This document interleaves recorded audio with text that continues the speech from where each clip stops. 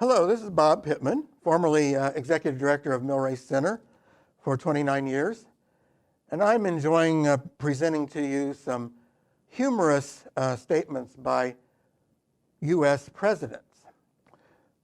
This next one that I'm going to cover is Ronald Reagan. And I need to make a correction for a previous presentation that I made on John F. Kennedy. When I did that one, I said that in his election over Nixon, which was very close, the margin that he won by Texas and Illinois, those two states, was only 37 votes. Well, when I looked at what I said, it was wrong. It should have said 37,000 votes, but that's pretty close. So if those votes had switched, Nixon would have been elected president. So now about Ronald Reagan. Like Kennedy, he found humor in making fun of himself. You know, a lot of leaders have trouble doing that, but Reagan was a master. For example, he made fun of his age. He said, Thomas Jefferson once said, "We should never judge a president by his age, only by his works. And ever since he told me that, I stopped worrying."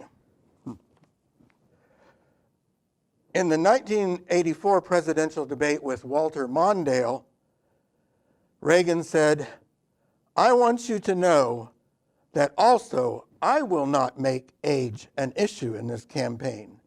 I am not going to exploit for political purposes my opponent's youth and inexperience." He also was famous during that campaign for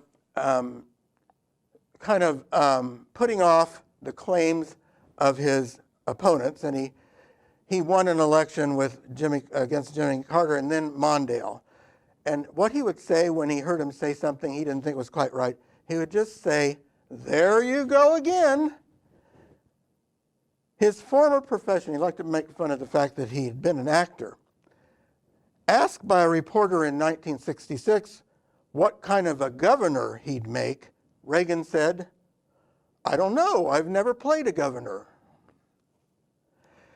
When asked, how can a president be an actor? He said, "How can a president not be an actor?"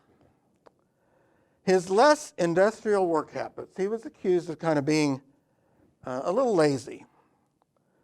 Reagan said about that, "It's true that hard work never killed anybody, but I figure, why take the chance?"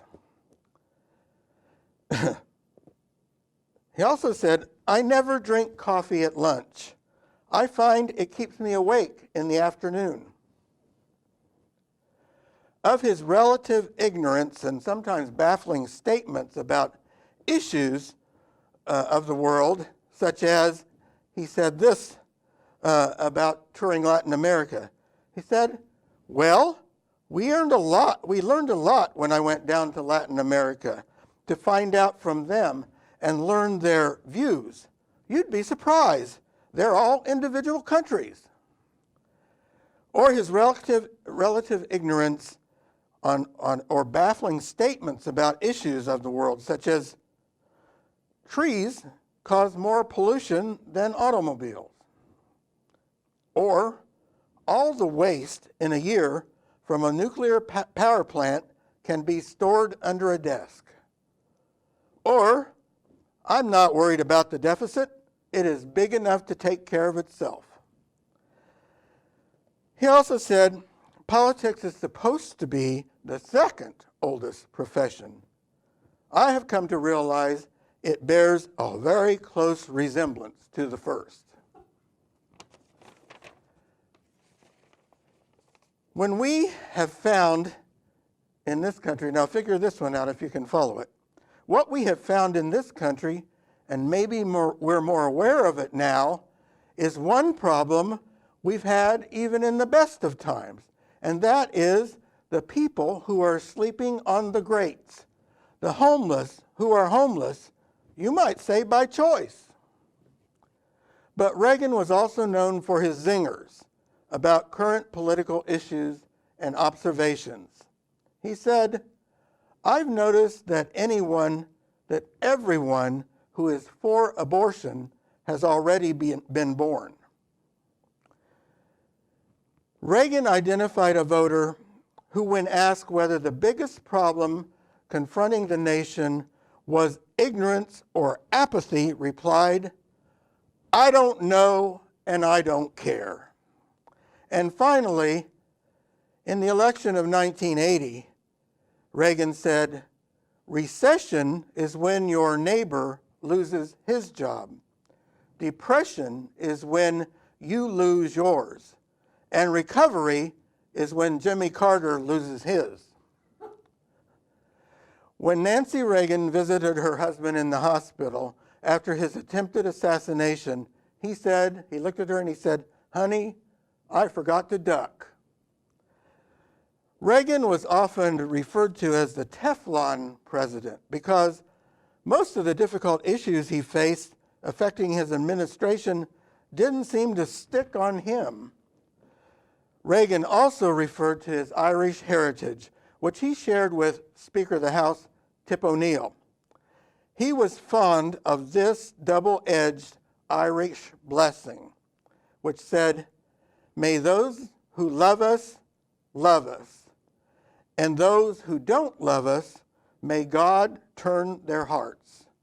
And if he doesn't turn their hearts, may he turn their ankles, so we'll know them by their limping." Reagan did seem to have the luck of the Irish when he put to an end the 20-year curse that had afflicted presidents since the first death of a president, William Henry Harrison. Harrison died in the 1840s, followed by the assassination of Lincoln in the 1860s, the assassination of James Garfield in the 1880s, the assassination of William McKinley in 1901, and the death of Warren Harding in the 1920s, and the death of FDR in the 1940s, and of course the assassination of John F. Kennedy in the 1960s. So we were due for another death in the 1980s, but Reagan survived the assassination attempt in 1981. Good evidence of his luck. In fact, we are now experiencing the longest period in history, 57 years, without the death of a president.